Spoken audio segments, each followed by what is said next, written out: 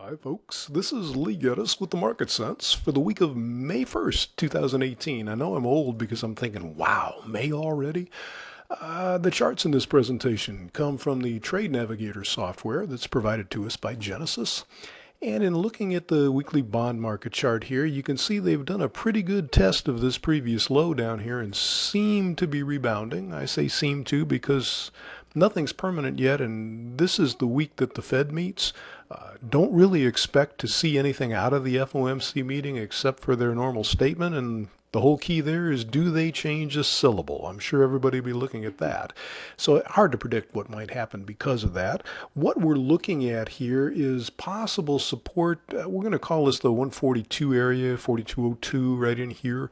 That's the most likely support this week. Probable resistance, I think 4405 right in this area is a good possibility. And they could go up to 145.13 or more. Again, it's Fed week, and anything that the Fed does to change their statement from 6 weeks ago, the last Fed meeting, that'll be the key to drive this one way or the other.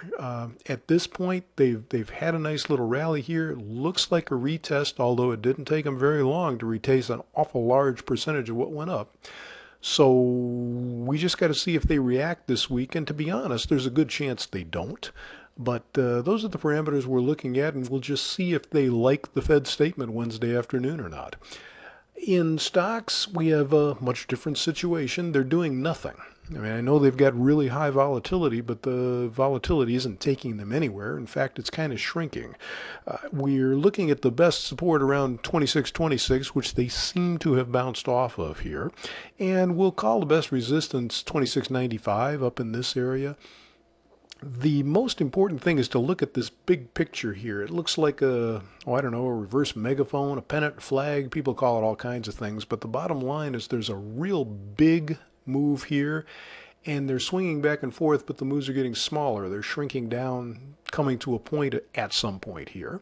And when all that indicates is that they're probably getting close to making a move. It doesn't really tell us direction. Now, if you look at the bottom of the chart here and look at our momentum indicator, the RSI has stayed below the moving average the whole time. So that is a probability that the move would be lower, but it's just a probability. It's not what I'd call a high probability.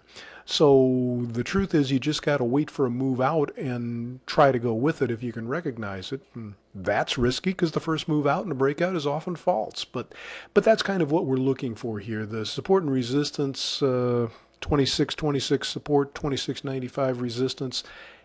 Oh, those are shaky. I mean, that's not anything I'd want to be real aggressive going at. And of course, it's not wise to expect anything to mean anything until after the Fed meeting adjourns Wednesday and they release their statement. So that's what we've got for you today. I hope you can find something profitable